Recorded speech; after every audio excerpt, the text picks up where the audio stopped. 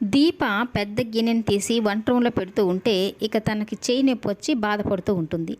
ఇక అక్కడికి వచ్చిన కార్తీక్ అయితే కంగారు పడుతూ ఏమైంది అని దీపని అడుగుతూ ఉంటాడు.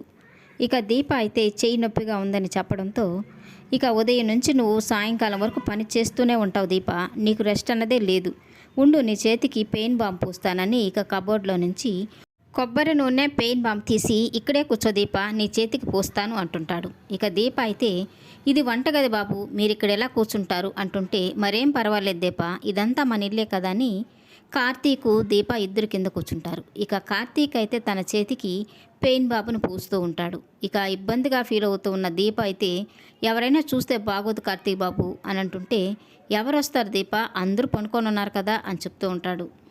ఇక దీప అయితే మీరు ఇలా నాకు సేవ చేయడం నాకు నచ్చడం లేదు కార్తీక్ బాబు అని చెప్తూ ఉంటుంది.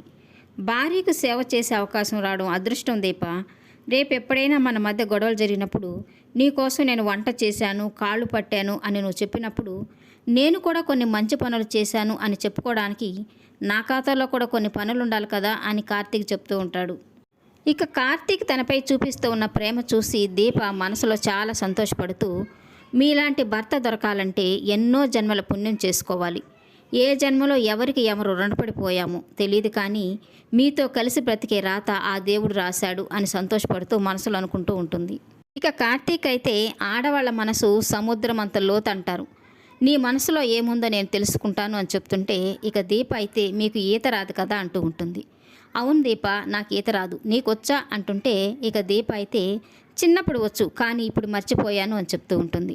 పర్వాలేదు దీప, గుర్తు చేసుకొని నువ్వు నాకు ఈత నేర్పించు, అంతవరకు నేను గట్టునే తిరుగుతుంటాను అని చెప్తూ ఉంటాడు. ఇక కార్తీక్ మాటలకి దీప అయితే నవ్వుతూ ఉంటుంది.